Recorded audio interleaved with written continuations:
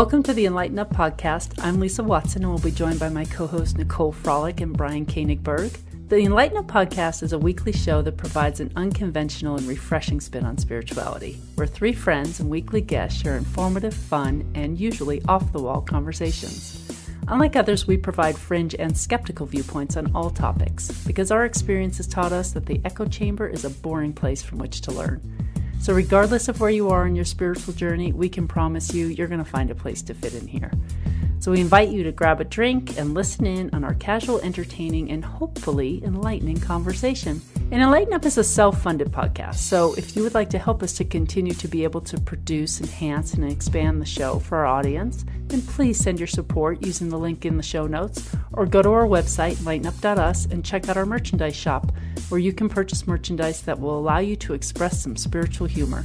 You may also show your support by leaving us a review on iTunes and following us on Facebook, Instagram, Twitter, and YouTube.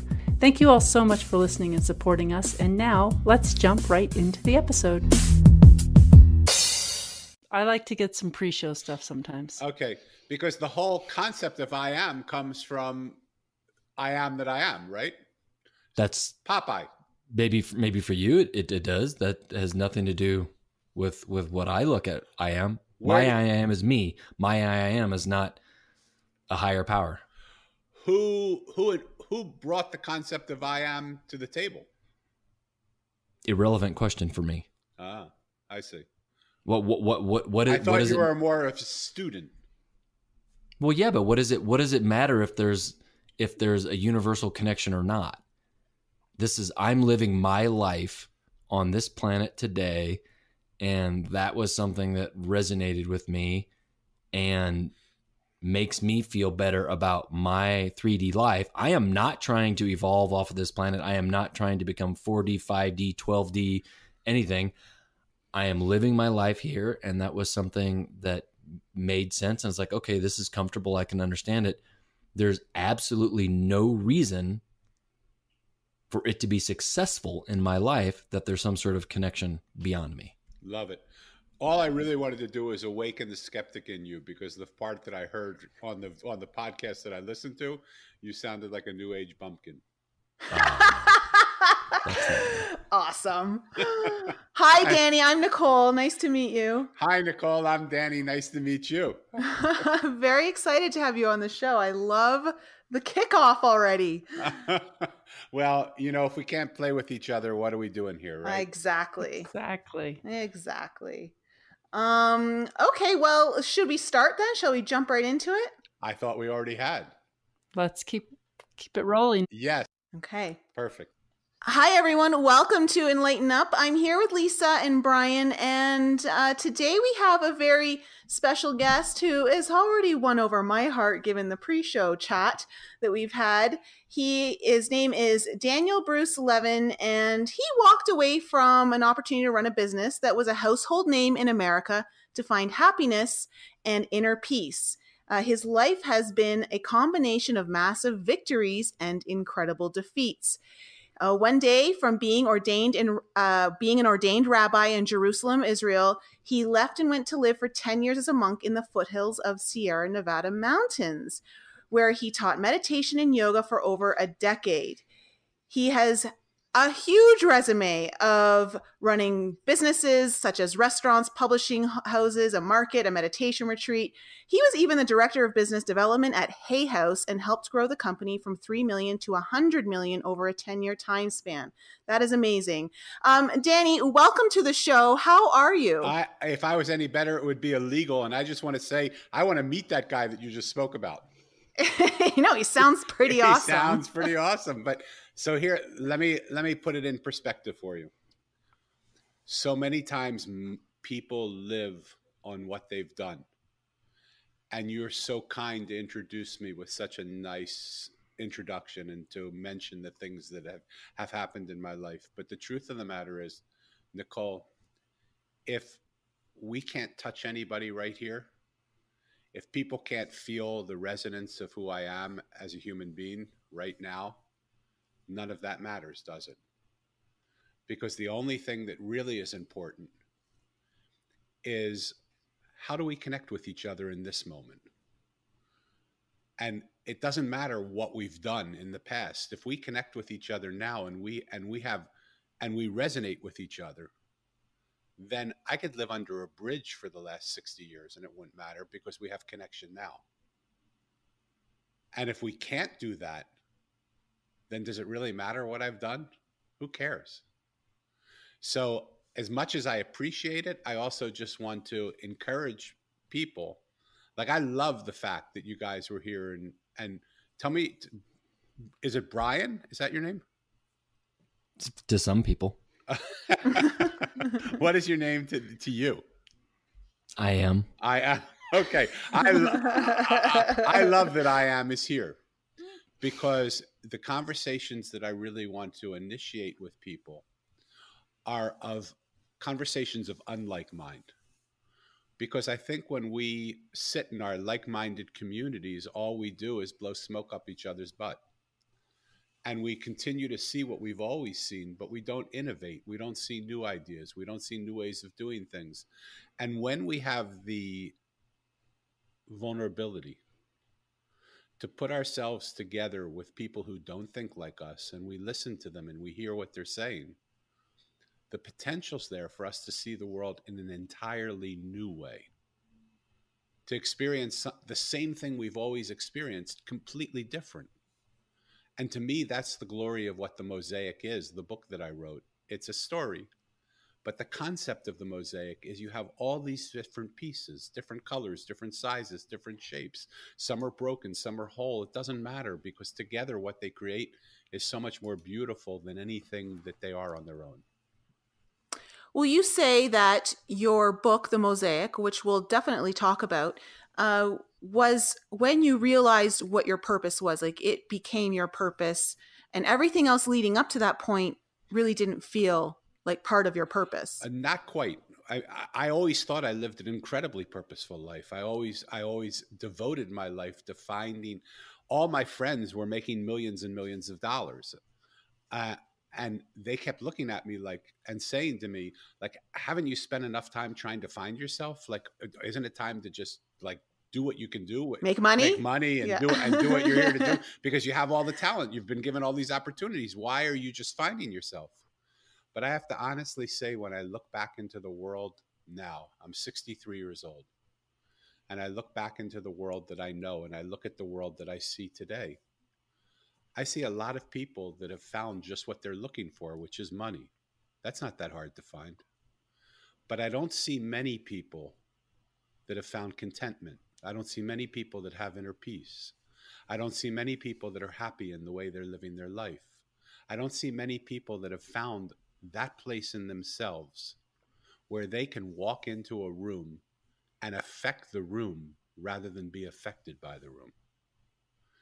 And so I'm so happy that I've spent my life getting to know myself, getting to understand that what you think of me, whether you admire me or hate me, doesn't change one moment of who I am. I'll listen to you. I'll try and understand what it is you think, but it doesn't change me because I know who I am. Well, speaking of knowing who you are, we actually have a very funny story that I would love for Lisa to share with everyone today. And I think, Danny, you're going to love it as well. Lisa, share everyone what happened with you at jury duty today. I actually did share with Danny just a little bit. I love it. Share with our audience. They have to hear this. It's absolutely hilarious. It was pretty funny. Okay, so I got called to jury duty last week. I had to go in, and then they told me whether I'd be called back or not. So I had to go back in again today, and today was the final pick. There were like 80 of us, and I really did not want to be chosen for this trial. It's about a week-long murder trial. Ooh. Oh, wait. Okay.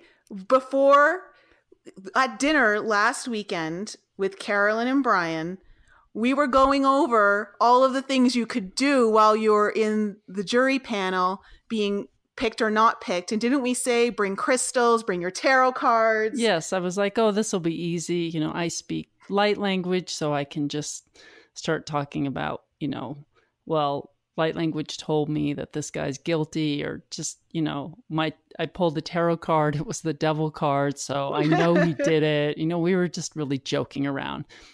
But when it came right down to it today, it's a lot different when you're actually there. Mm-hmm. You're 80 people in a courtroom, judges there. You've got a few attorneys and witnesses and security and, everything else, court reporter. And it feels pretty serious, So I'm sitting there and the judge is asking various, just various questions like, do you have a disability that would keep you from being here? Is there anyone who doesn't speak English well enough to understand? Just, and going through all these different things. And as he's getting down the list, nothing's really resonating with me. But the entire time I'm jumping in my chair, light language comes just through me spontaneously. And in certain situations, in certain energy type situations, it seems to come on stronger. So I'm like mumbling light language the entire time, and I'm not holding it back. And when I do kind of try to hold it back, it makes me jump and I convulse, and I'm just like jumping in my seat. And so he's getting kind of through the questions. And then I just said to myself, now's the time, Lisa, like you need to raise your hand and say something, or you're going to end up being here for a week. So he had just asked somebody, or the general question of something that would keep you from concentrating or something. I'm like, yeah, that's what it is. I can't concentrate because this light language is so distracting. So I raised my hand and he said, yes, I said, well, I know this is going to sound crazy, but I channel light language from the 12th dimension, and it makes it really hard to concentrate. And meanwhile, I'm literally jumping like a jumping bean, and light language is kind of coming out of me. And I'm like, it's really difficult. And he's like, oh, so it makes it hard to concentrate. And it's, yeah, it makes it hard to concentrate because they just come through. And like when energy's like really high, like it is in here. And I go, like right now, they really have something they want to say. And he's like, oh, so how long have you had this problem? And I said, oh, it's not a problem. It's a gift. And he's like, oh, okay, Miss Watson. Okay. And he said, we'll confer with the attorneys. So then the attorneys go up to the bench, and then they turn this loud white noise on so that nobody can hear them talking. Yeah. It's just like this static in the courtroom. And so they're up. If that isn't matrixy, I don't know what is. And that was making me speak light language even more, listening to that. And so I look up, and the lady attorney that was up front, I just saw her she was just laughing and like turning her head, covering her mouth, trying to hide the fact that she thought that was probably the most ridiculous thing she had ever heard. But I was dismissed. And it's awesome. Here I am. So I spoke my truth in the heart of the matrix today. It reminds me of years ago when a friend of mine, he said he allegedly did it, but I think it was a story, that he walked into the draft place where they were drafting people, and he was wearing clothes that were old and sort of frumpled. And he would walk around and he would pick up papers and put them down. He would say, this isn't it. This isn't it. This isn't it. This isn't it. And he walked up to people, that had their own papers on the desk, said, this isn't it. This isn't it. This isn't it. And finally he was called over to the draft board, and they handed him a paper which dismissed him from having to be drafted because they said, you're crazy. And he went, this is it. And he walked out. That's so funny. It's called beating the system, isn't it? Yeah, or just using the system to your own advantage, right? That's what I mean. That's what I mean. That's what I mean. Well, Danny, can you share with us and our audience what was one of the most profound experiences that really started to shift you into the path that you're on right now?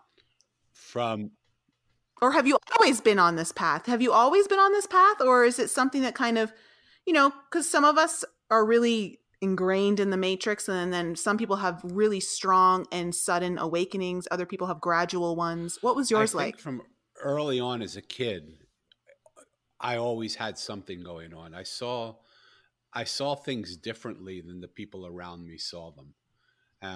And it was not a major source of uncomfort or discomfort, because I was able to play the game pretty well the way the world, and I knew the way the world operated, and I could move myself within it. But for instance, I remember coming home and introducing my mom to my best friend, and I, you know, uh, took a moment and just said, we play together all the time, and I just want you to know this is my best friend. And I introduced her to him, and she said, Danny, there's nobody here. And I said, what do you mean there's nobody here? He's standing right here. So I had an imaginary friend that I played with all the time. And she said, Danny, you can't talk about that person ever again. People will think you're crazy and they'll lock you up. But it really just resonated with me that the world that I saw was not the world that everybody else saw. But even more importantly, I realized the world that everybody else saw was not the world I saw, and that I needed to blend those two worlds together. And I needed to understand the way people see the world differently than the way I did. And it became a sought after commodity when corporations started to get in contact with me and say, we just can't see our way out of this situation. We've heard that you see things differently than other people.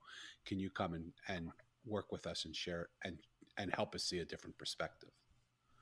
And when I started to do that, they started to innovate in ways that they had never been able to do it before. And I don't know really how that happens. I just know that I see the world differently. And Is he still your friend? yes, but he's moved from an outer place to, I call him the little man in my head. And he just is an impertinent voice that comes up, which I fight most of the time, because I'll be sitting with people that I don't even know. And he'll say something to him, and I'll say, you're crazy. I'm not going to say that. That's just rude. And he says, just say it to them. They need to hear it. And what's really interesting, Brian, what's really interesting is that he isn't wrong most of the time. But I tell people to take what I say with a grain of salt. And if it resonates, hold on to it. But if it doesn't, just throw it in the trash. Don't hold it for 1 second longer than you need to.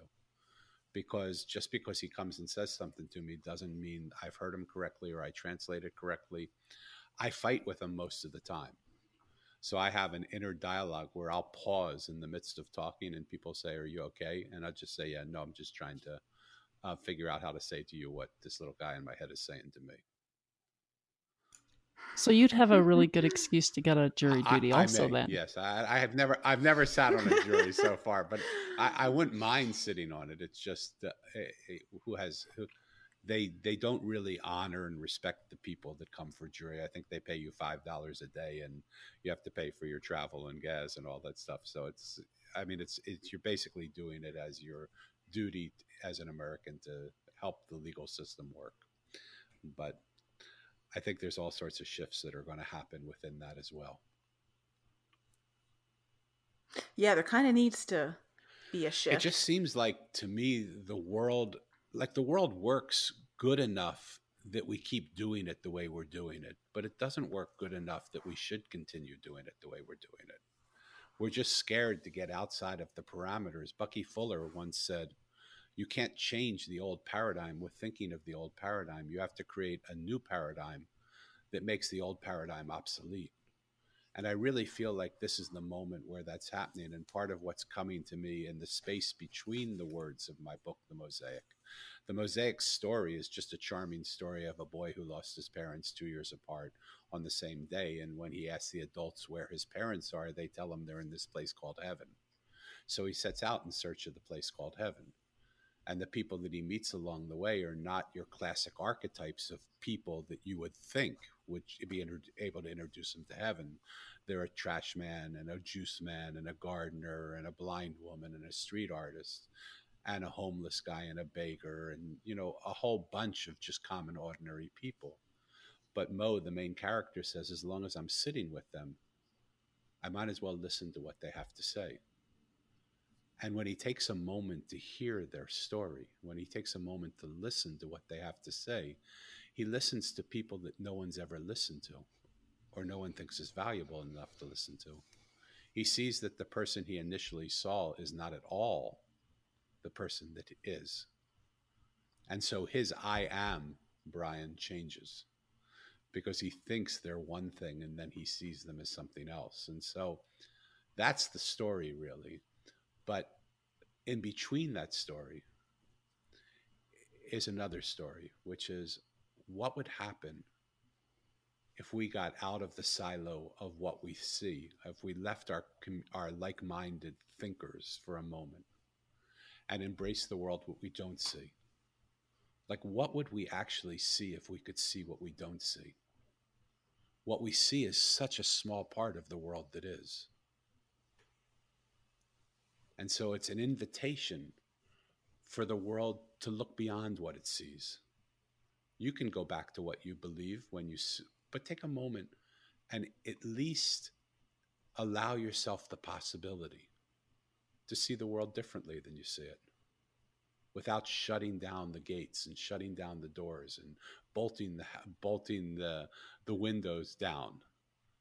Allow that world to enter into you and see what it feels like, what it's like, because I believe we're in desperate need of innovation.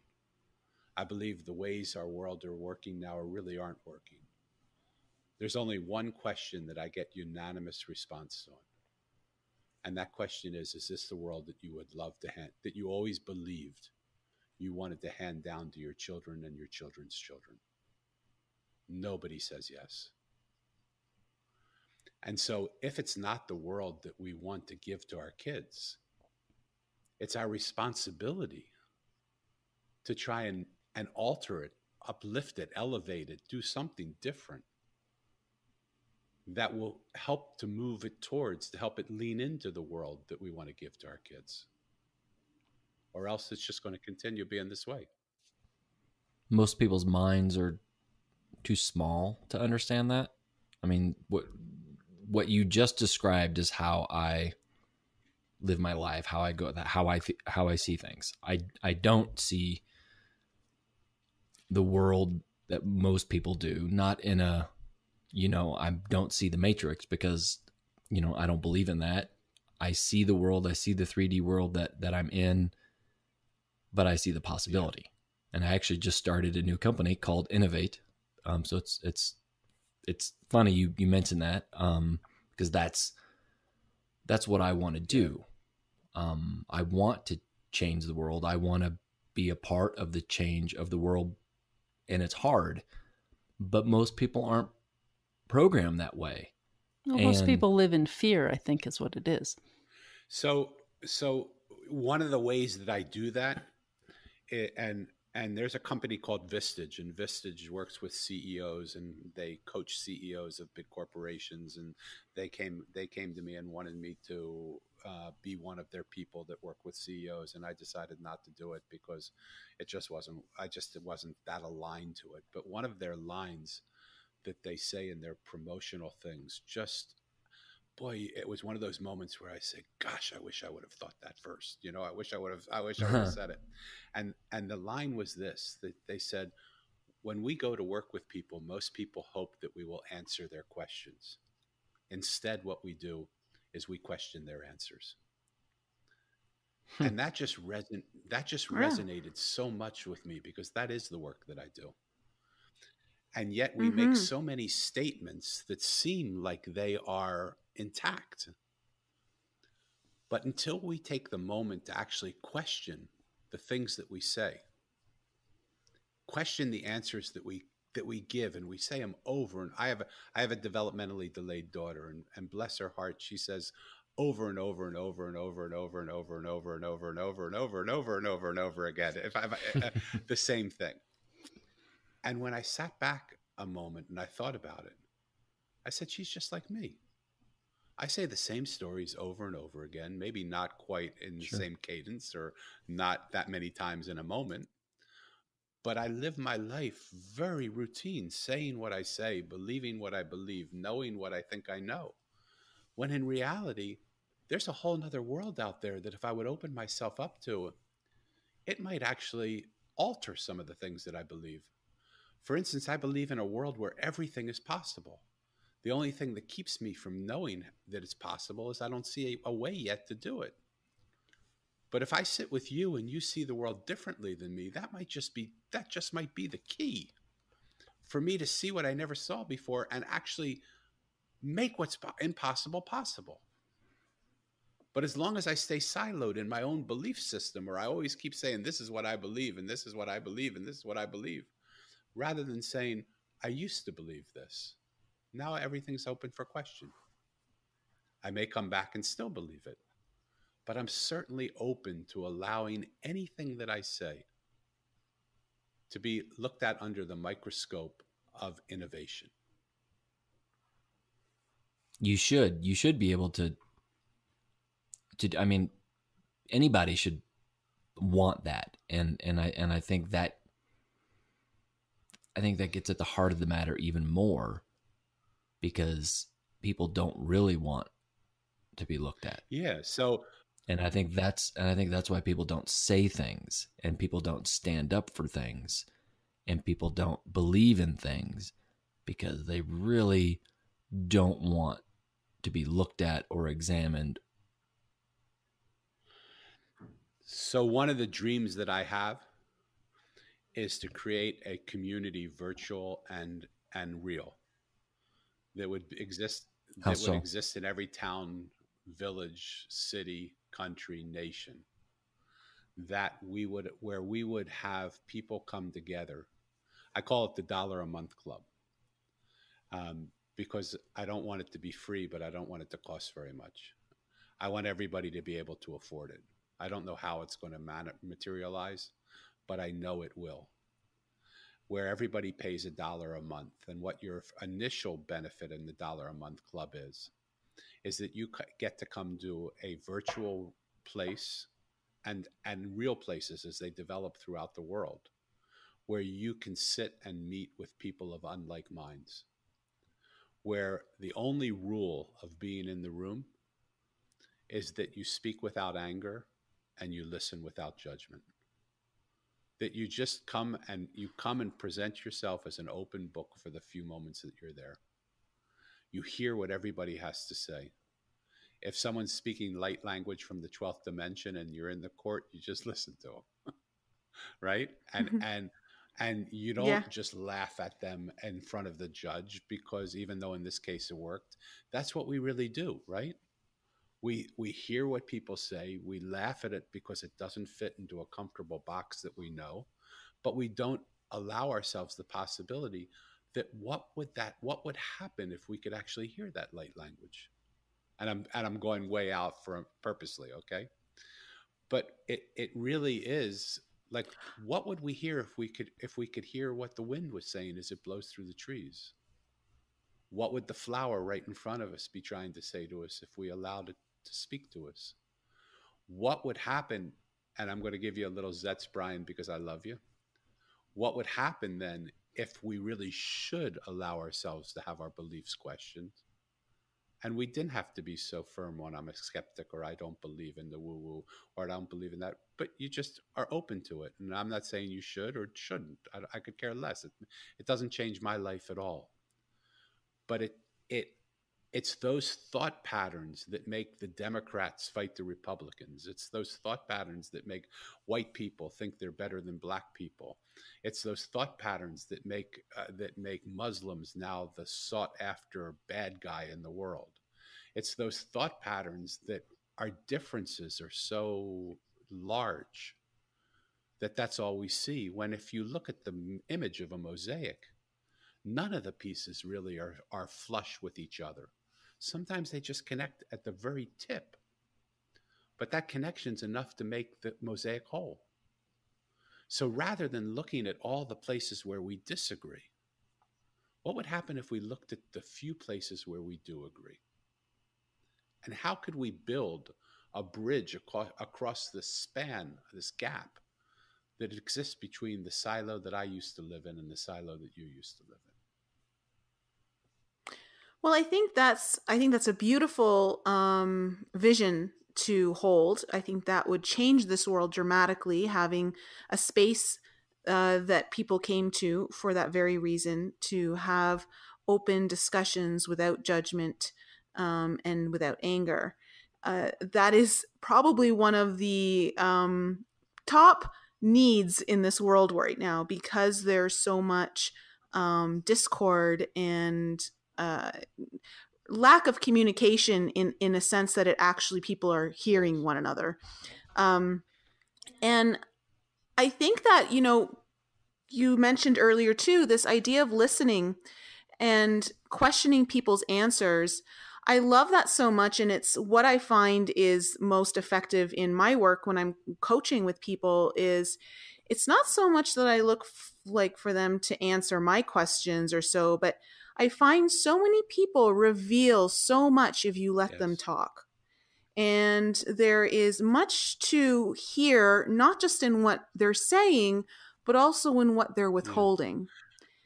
And when you take a moment to really listen, you then can question the answers and really start to allow people to go deeper than the surface. I love that. And for me, it goes even a step further, because one of the paradigms that I think has to change is this paradigm that we live in, where we're in a vertical reality, where there are people that know and they help the people who don't know. And there are people that are broken that need to be fixed. And there are self-help teachers and gurus that fix them. And people are making lots of money on that paradigm by saying, I know the answers, you don't. Come to me, follow me, and I will do this. I think that's all bullshit. I think the time for that is over. I think the new paradigm is a paradigm of the mosaic, where we come together, and in the very process of us coming together, we adapt new ways of seeing things and new ways of finding solutions that we could never see from that vertical reality where one tells the other what to do. Are you guys aware of swarm intelligence? Have you heard that terminology? Did you say swarm? Swarm intelligence, yeah. No. Okay. So if you look at nature and you watch the way birds fly, they fly in a swarm. They fly in it looks like maybe one is leading it, because they're almost in a triangle, and it looks like they're all following the one in front, but they don't follow the one in front, because the movements are so quick, but they all are moving in sync with the actual understanding of how they fly. Fish move the same way. So there are some people that I'm getting in contact with, that I've become, I want to start working with, that their company is called Artificial AI. And what they do is they said, I wonder if we could get humans to operate in swarm mentality, because humans operate in pack mentality. One person tells them what to do and the group follows, right? But they don't, or they look at what each other's doing and they try and make a decision, or we vote, or we try and make the right thing happen. That's a completely different paradigm than this paradigm. And so people, as soon as they said, well, we're going to try and do this, tried to knock them down. And they said, if you're going to try and do it, let's give you something to just knock you right off your high horse right now. And they said, great, let's give it a try.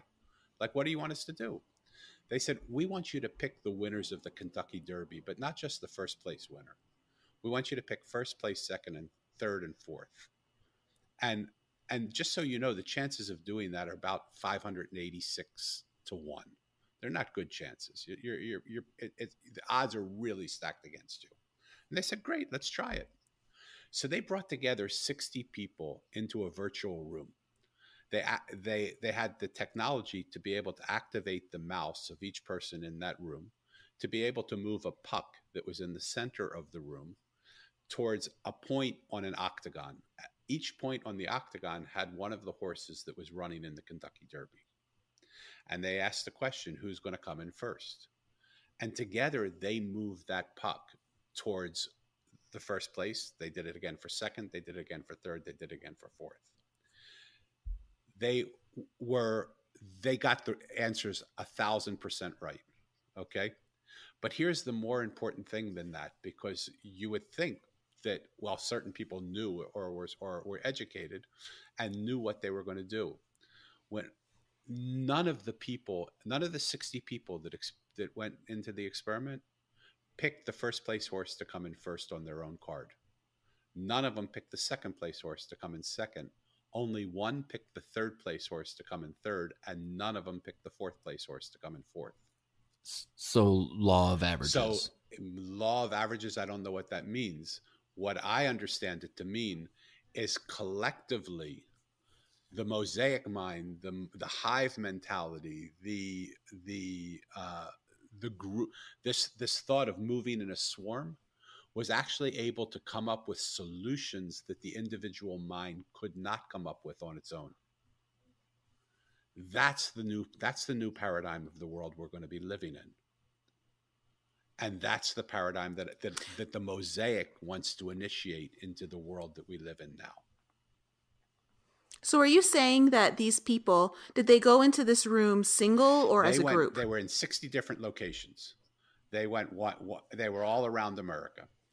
And they went into a virtual room, and so we're looking at their computer. They could see the way they could see the way the puck was moving, and they could try and move the puck too. All of them had equal control as to how to move the puck.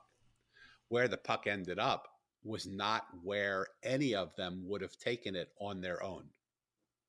How were they moving the puck? Through their mouse. Through their mouse? Yeah. And so they do this. Do they know that they're choosing a winner of 1, 2, 3, and 4? They were asked, who's going to come in first? Choose. And so they choose it, and then they don't actually write it down on their card? They were asked before the experiment, we want you to pick who's going to come in first, second, third, fourth on your own card. Oh, so that happened before they went into the room. Before. I then they see. went in the room and they said, who's going to come in first? Okay. I'm watching now a flock of birds fly in front of me,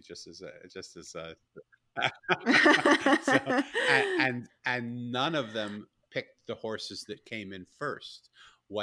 Or second or third, or only one picked third or fourth. So what I'm trying to share with you is there's a new model of how the world can operate and will operate collectively. That is, we were never meant to do this world alone. We were never meant to figure it out on our own. We were never meant to have superpowers and drive around as superheroes thinking we're all that. Let me ask you a question, and I'd love your answers on this. I don't have you in a swarm mentality. I just want your individual answers. On a scale of 1 to 10, with 1 being what you would hate to be and 10 being what you would love to be, where would you place the word ordinary? Oh my God, okay. 1. Who else? Brian, where would you put it? Same for me. Yeah, 1. Way down low. On that same scale of 1 to 10, with 1 being what you'd hate to be and 10 being what you'd love to be, where would you put the word extraordinary? Oh, 10. 10. Brian? 8. Okay. All right. So I love your skeptic that you wouldn't go 10 on me. Okay. But I am a 10.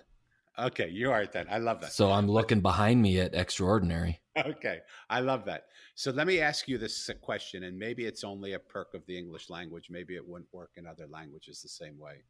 But if ordinary is something that you don't want to be, why would you like to be extra of something you don't want to be? Extraordinary. Oh, wordplay. Wordplay, maybe. But maybe it has hidden in it, because what the Mosaic has given to me is that hidden in that wordplay is a reality. And the reality is that we on our own can only accomplish so much. We were never meant to play the game alone. It's when extraordinaries come together that we create extraordinary results. And you see that over time. You see small groups of people coming together and and finding solutions to things that they couldn't find on their own. Call it swarm mentality, hive mentality, mosaic mind, whatever you want to call it. There's a brilliance to the collective that the individual can't see. It's so beautifully illustrated by looking at any mosaic, because none of the pieces, as beautiful as they are as exquisite as the artistry of the entire mosaic. So I want to make sure I'm understanding this correctly. So with the group mentality, which is where we're all pretty much operating at right now, for the most part, it's all about following one idea. The leader, yes. Right? Whereas this hive or mosaic or swarm mentality is utilizing the whole. It's tuning into a collective mind, collective consciousness that actually has the ability to guide us beyond where our minds can take us. Gotcha. Okay. And so the underlying theme of my book, The Mosaic, when Mo sees these people, the street worker, and he sees them and he thinks, why in the hell am I talking to this guy? He's a street worker. Why am I talking to this artist? He's an artist. What in the world can they show me about heaven? Until he starts to listen to them and he sees that what he initially saw was not real. When he has that situation happen over and over and over and over and over again, he meets a monk who unzips the sky and walks him into a parallel reality where he meets the wise one, who is the keeper of the mosaic. So remember, we started out by saying, what would we see if we could see what we don't see? Why does there have to be a keeper of the mosaic? There doesn't have to be. It's just my story, and that's how I made it. You're talking about a collective mentality and people getting together, and I you asked before we were on, you asked me about my I am, and you said you don't sound like a skeptic based on the episode that we just aired about our time with Jessica Ahlstrom, and for me, I don't see there's nothing beyond me. There's no higher power. There's nothing making this happen. And just hearing what you're describing, it reinforces that this idea of a swarm mentality is disconnected from a higher power. There's somebody that's. So pardon me for jumping in. What if that is the higher power? The higher power is the power of the collected mind, of the mosaic mind, that it is not this being that lives up in heaven wondering how much I can punish Brian because he doesn't believe in me. But it's a connected consciousness that is so much more powerful than the consciousness of Brian on his own. And it's okay for me whatever you believe. I gain nothing or lose nothing by what you believe. My answer to you is 2 words. Well, it's actually 1 word. Bullshit. No. Potato. Okay. You're saying this collective consciousness is the one universal truth, and I'm saying we're just a collective. We're all individuals, and we make better decisions when we work together. And it doesn't prove anything. It doesn't prove that there's anything beyond me. And I live. With all due respect, if we make better decisions collectively, there is something more than beyond you. There's the connection of all of us together is bigger and more than what you are on your own. Correct. And that's a we, and we're all here on this earth. There's, Lisa and I are here together. There is a we, and we can make a better decision together if we're a collective consciousness. But you overlay that on the entire earth, and you've got all of these people living their lives, and we're a we. We're all still individuals. Right, but there's this thread that holds us all together. So I think if you could look, if you don't have to, but just looking at source or creator or God, and I can understand why God totally trips some people up because religion has completely ruined that. But connects us, and that is something.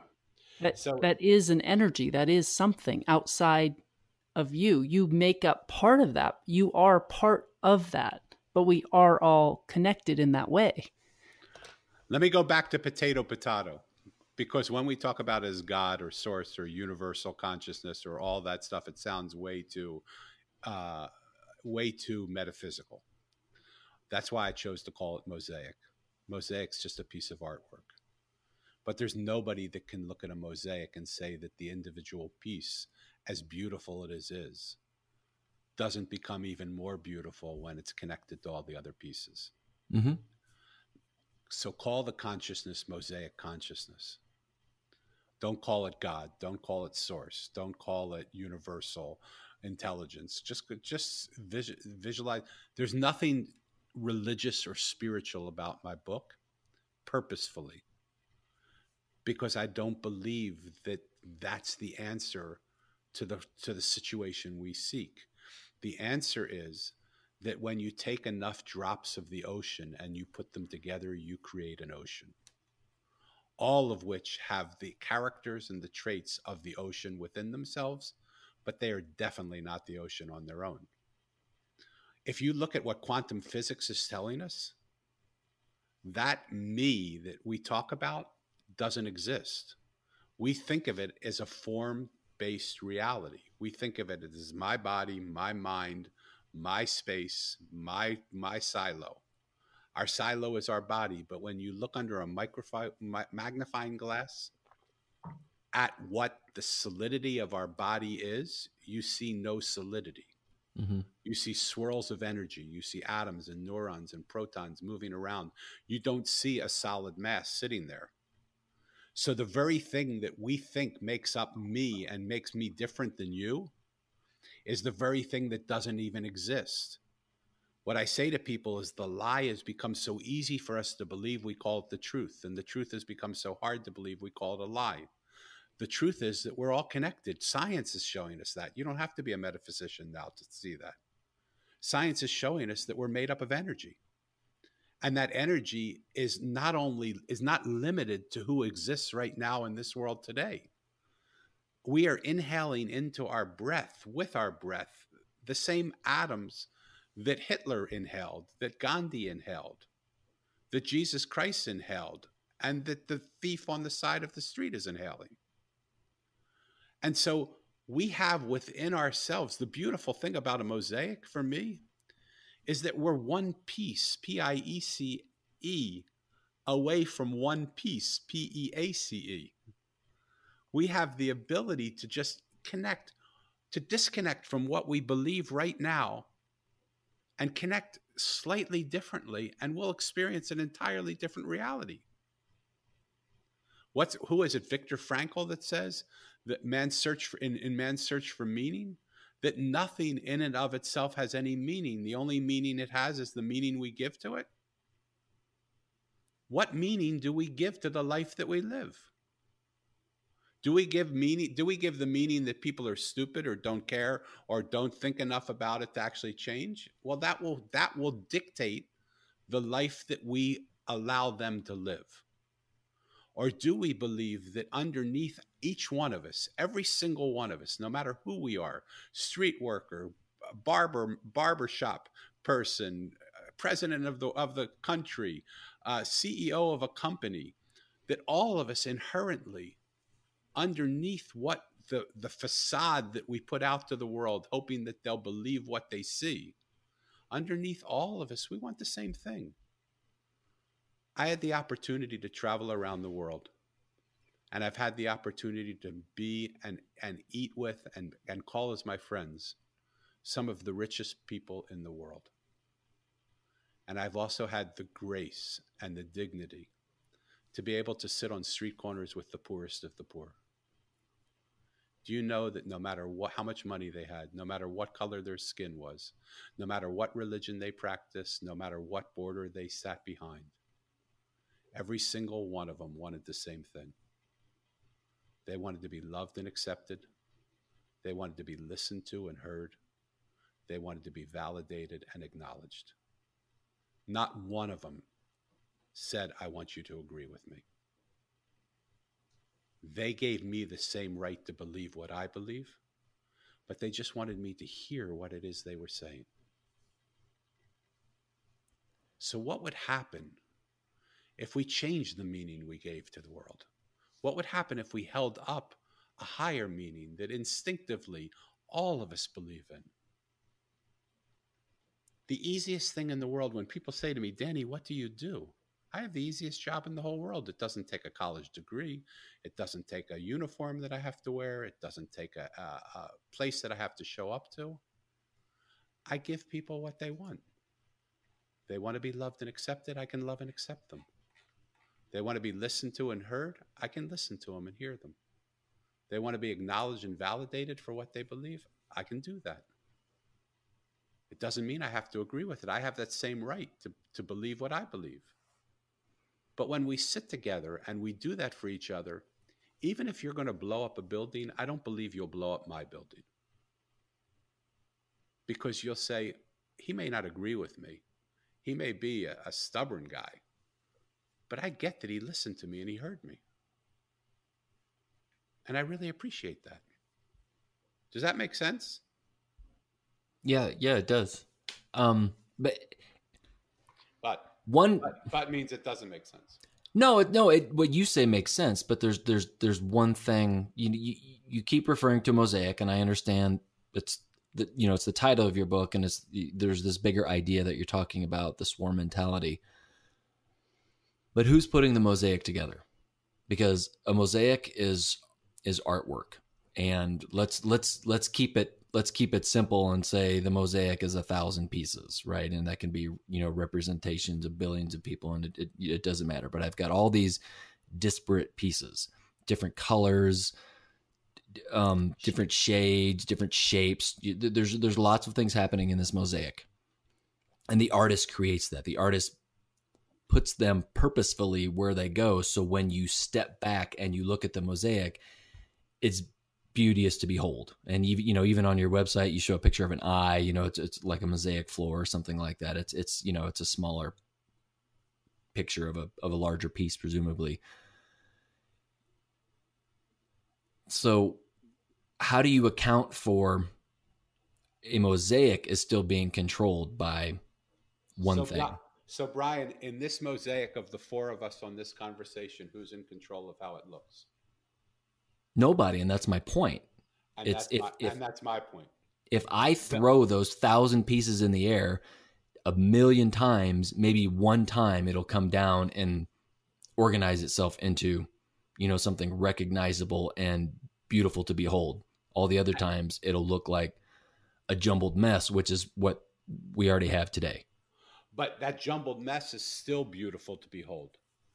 Because here's the beauty. What you're talking about is a jigsaw puzzle, not a mosaic. Oh, no, not at all. There's an exquisiteness to a jigsaw puzzle where every piece has to be in its place in order for the jigsaw puzzle to be whole. I disagree. I'm not referring to a jigsaw puzzle. I'm thinking specifically of mosaic art. I'm a landscape architect by training, and I had to do mosaic pieces, and I get it, and I understand, but you still have to, for that thing to be seen as art, it has to be put together, and it's finding how it fits together. So go back through our conversation, and we're not talking about a swarm intelligence or a mosaic mind because we care how birds fly. We're talking about it because when the four of us in this conversation come together, we create what it is we create here. Sure. And we may not see the beauty. It may not fit into a perfect picture of a face or a person or a mountain or a river. But it's something. But it's something. And we have no idea what that something is in the totality of the other somethings that are being created. And why does it have to be something to be beautiful? The convergence of that energy together is beautiful. The beauty of all those pieces together makes something that is interesting to look at. Sure. It doesn't have to follow a pattern or look like something. The beauty of art is that some of the most beautiful art is the most abstract art that's ever been made. Oh, absolutely. My favorite artist is Joan Miro, and it's, you know, it's extremely abstract, and beauty is, you know, in the eye of the beholder. So what if the world were that as well? What if we got out of the rigidity of saying someone has to make it and it has to look a certain way and it has to be this way, but we just had the beautiful grace of mind to say, we don't know how this is going to look. It's not our job. It's not our, we're not doing, like, I have no idea how this movement will spread that I want to spread, because I see it in my mind's eye that there will be 1 billion members of this dollar a month club, and that will bring $1 billion a month of revenue, and we will be able then to use the conversations that we're having with the simplest of minds and the brightest of minds to channel those conversations into ideas that we can put at the points of that octagon or whatever it is, and say to people, how do you see solving hunger? So I'm an idea guy, and I look at the world differently. I've already said that. And I'm going to give you an idea. Good.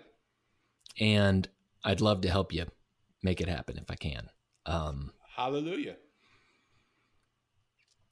Because what I'm imagining is, you know, this swarm mentality idea, and, you know, the example that you gave of picking the, you know, the winners and the runners up and all that at the Kentucky Derby, and that people got together online and there was a thing moving towards, you know, all these different answers. And it doesn't matter what the answer is.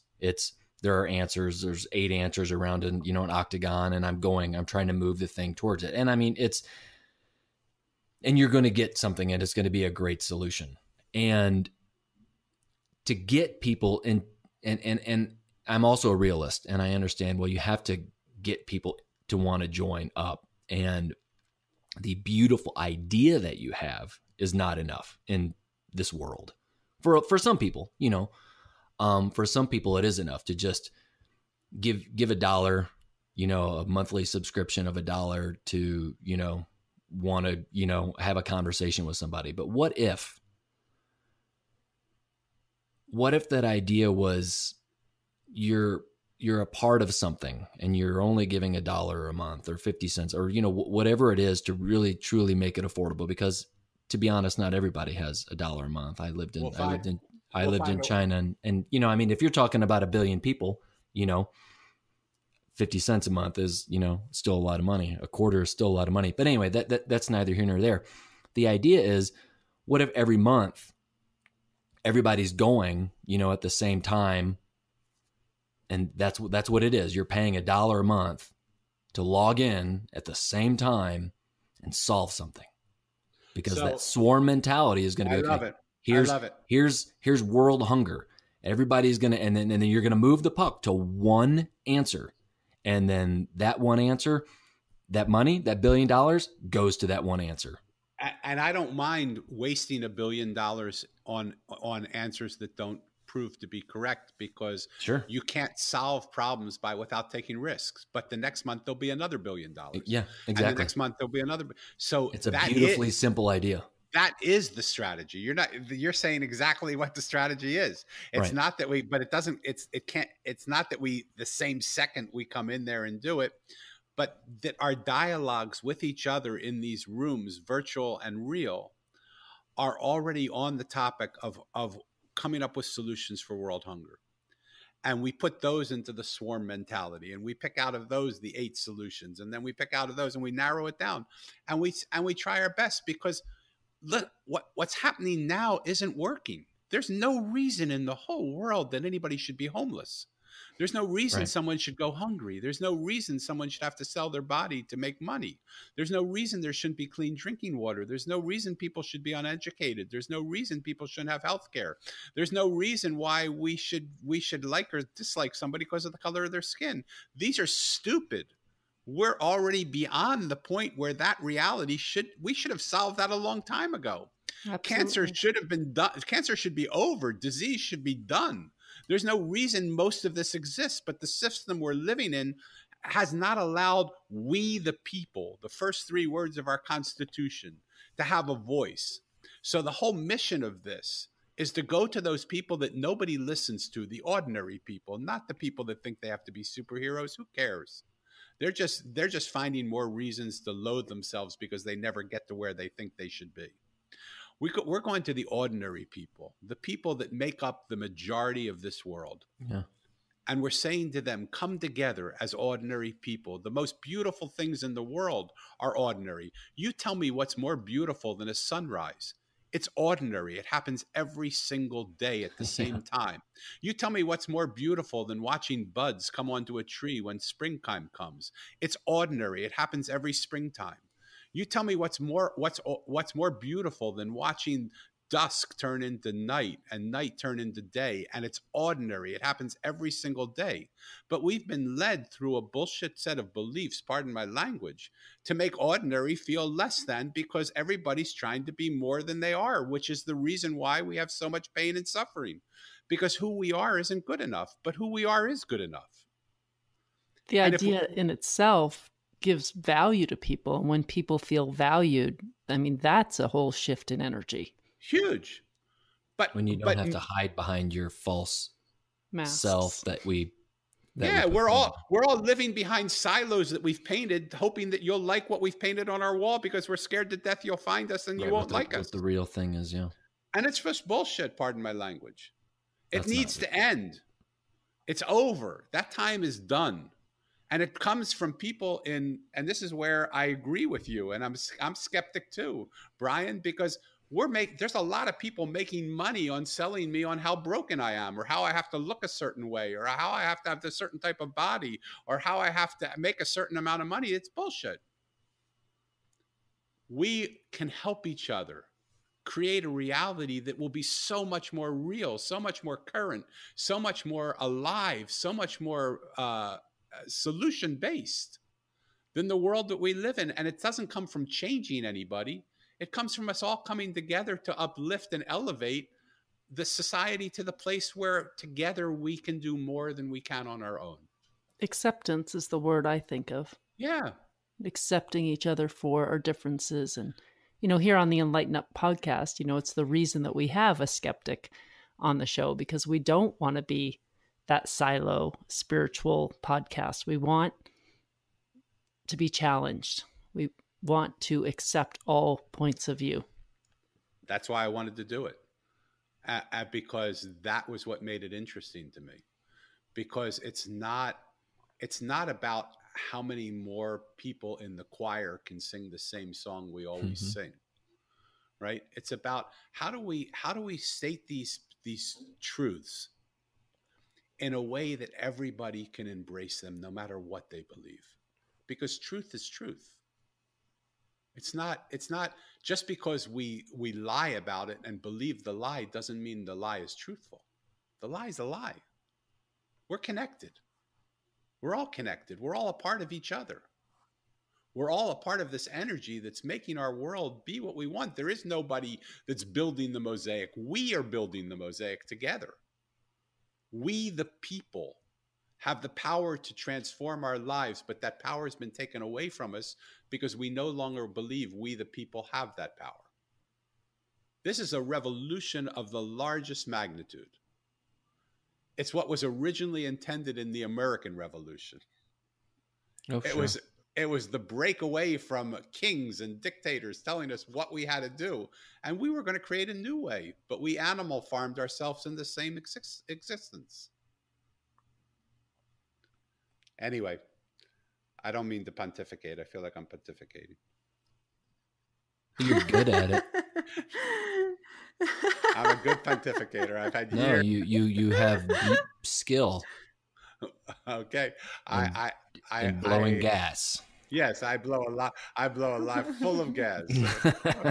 Similar to you, baby. I can elevate a hot air balloon all on my own. Yeah.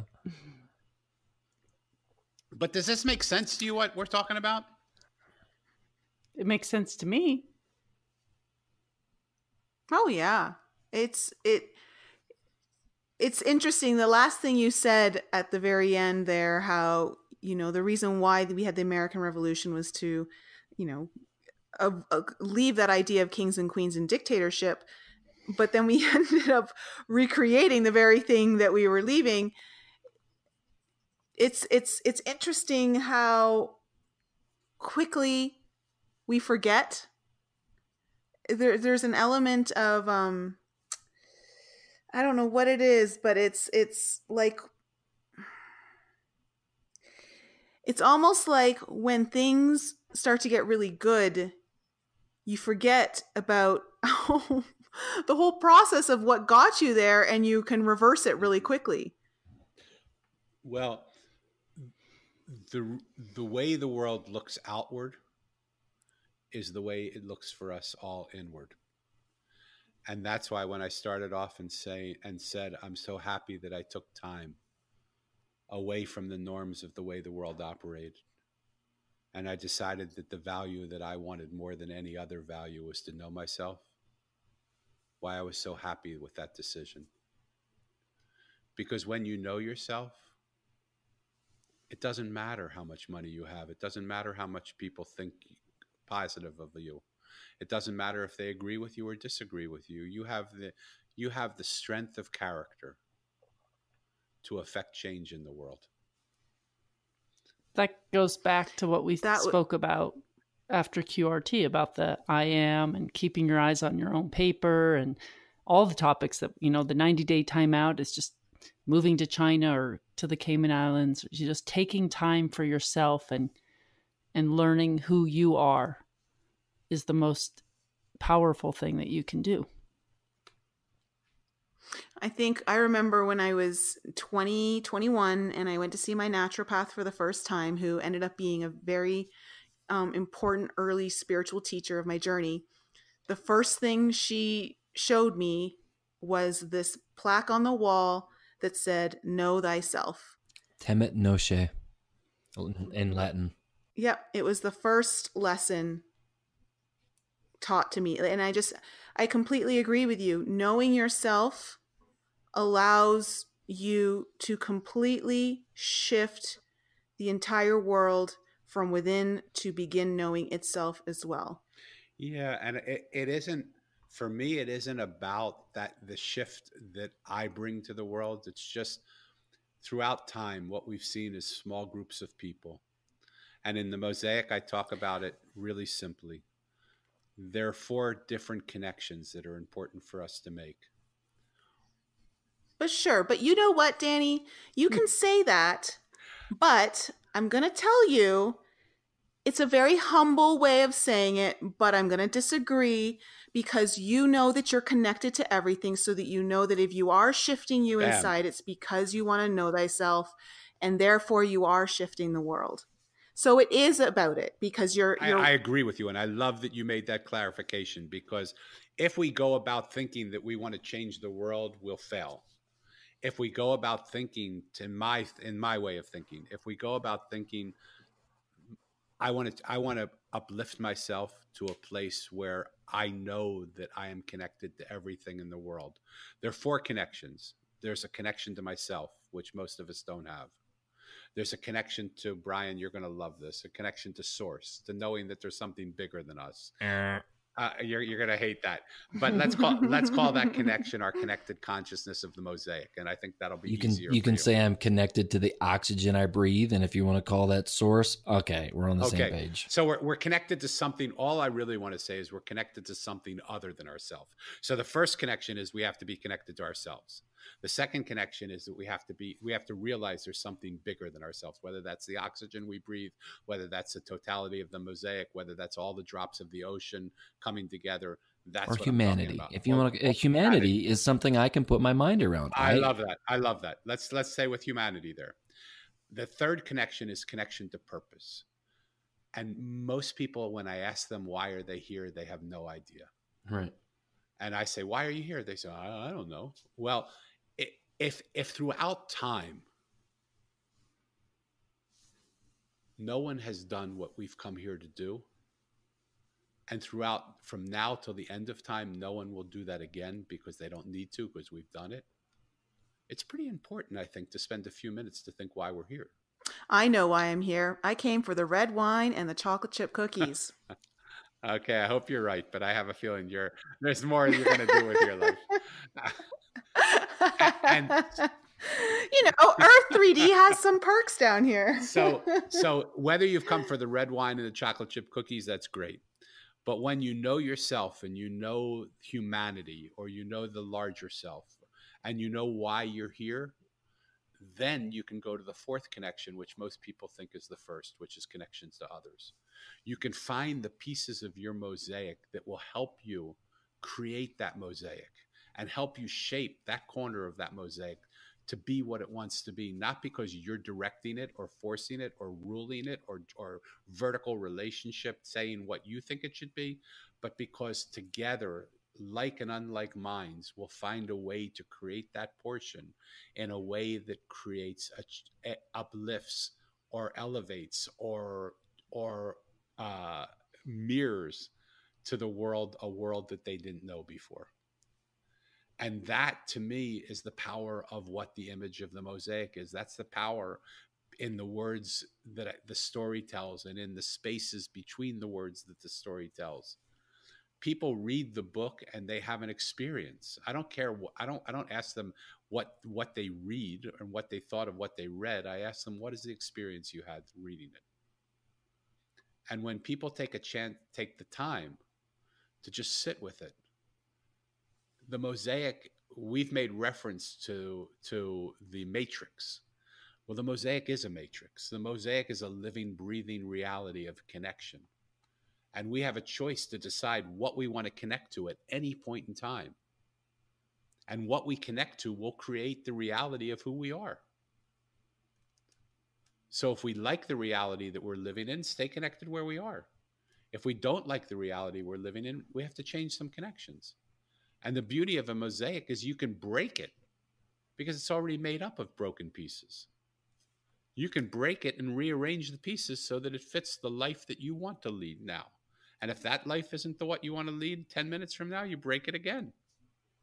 And you put the pieces back together. And you search for the ways that the pieces can connect, that can bring the world to a place that it's never known before.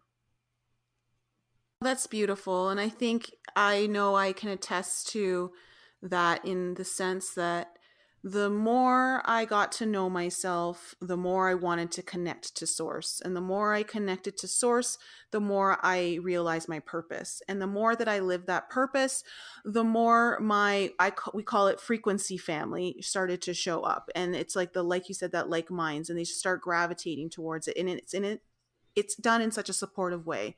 So that completely makes sense to me. I love that. So I'm actually saying something different, though, because you're connecting to like minds. I would invite you to allow yourself the possibility of what you do on your own podcast, of allow the magnificence of the unlike mind to come together.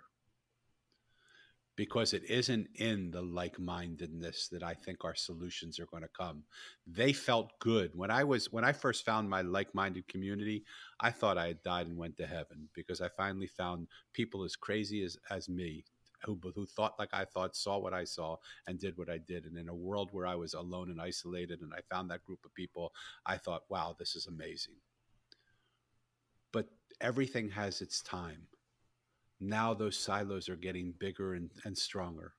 The gaps between what one like-minded community and another like-minded community feel are completely different, and they're causing separation when there is nothing to be separate from.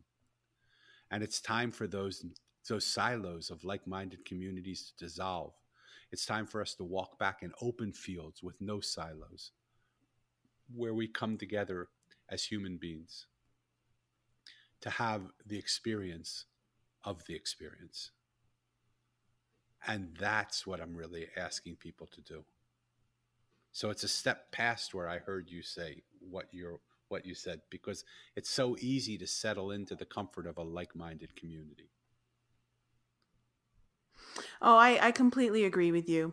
I think, though, when you're definitely venturing into uncharted territory that is like you said, judged upon as crazy, you need that support system built first before you can it's like a child. You nurture the child, you give it everything it needs, and then you're like, now you have all the tools to go out into the real world and experience it all. And so I can see how that is the next step past that. But it's also important to have that support system of like minds around you, at least when you're in those initial stages. So I would love to leave you with a challenge and just ask you, what if that isn't true?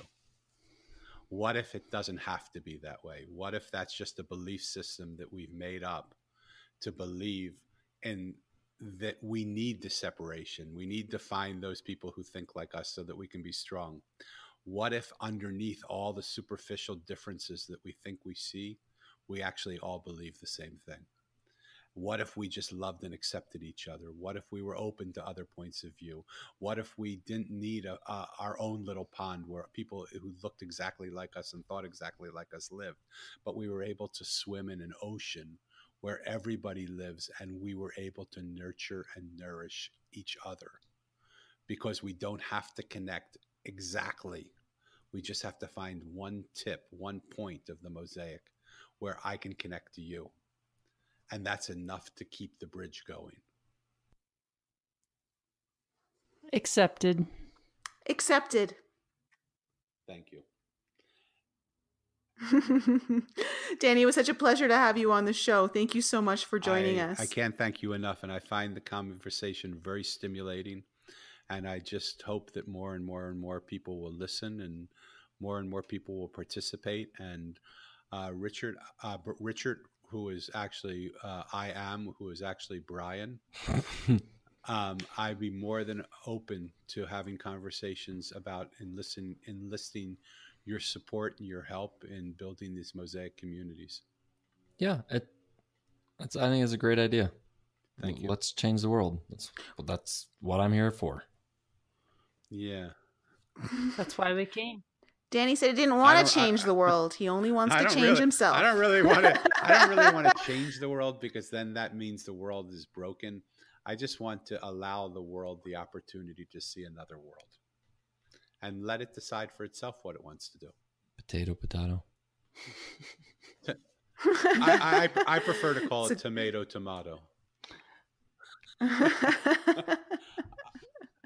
Basil. All right.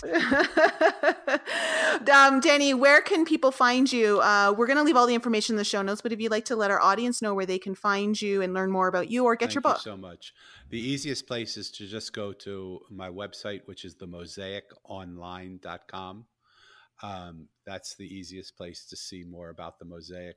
There's also another website that is my name, danielbrucelevin.com. Which I'm rebuilding and reconstructing, but that'll give you some of my history. And the book is available on my website, but Amazon is such an easy vehicle for people. It's available in hardcover or Kindle. And people have been kind enough to say really beautiful things about it. And so I would so welcome the opportunity for more and more people to invite themselves to the possibility that happens when they read a simple book, and it enters them and takes them to places that they never even imagined possible, where they see things that they don't see before, that they've never seen before. That every single voice, whether it be from a CEO of a company or a man pushing a broom on the street, is important, valuable, and needs to be heard. That's the Mosaic. It's available on Amazon, and I'd love for people to get it and let me know what they think. Thank you so much. I'm looking forward to reading the rest of your book. I've already started reading some of it. So thank you for sharing all of your insight and understandings and just lessons that you've learned along the way. It's my honor. And thank you for holding this forum where it makes it so easy to do so. Thank you for being you. And you, I am. Thank you all for joining our show. We appreciate you tuning in and supporting us. If any of you have any questions you would like answered on the show or any guests that you would like to hear on our show, please email that information to us at info@enlightenup.us or send us a voice message using the Anchor app. There's a super cool feature on there that allows you to send us a message or ask us a question with a touch of a button right from the app. And please continue to support us by following us on Facebook, Instagram, Twitter, and YouTube. And if you haven't checked out Nicole's channel on YouTube yet, head on over there for some more insight from her, or you can visit her website, inflexibleme.com, where you can book a personal coaching session or a tarot reading, watch some of her most informative videos, or you can sign up for her newsletter. And if you're interested in some light language healing, head to my YouTube channel, Lisa Loves Love, or send me an email to lisa@lisaloveslove.com to inquire about your own personal reading. Thank you again for joining us and supporting us, and we'll be back with you all next week.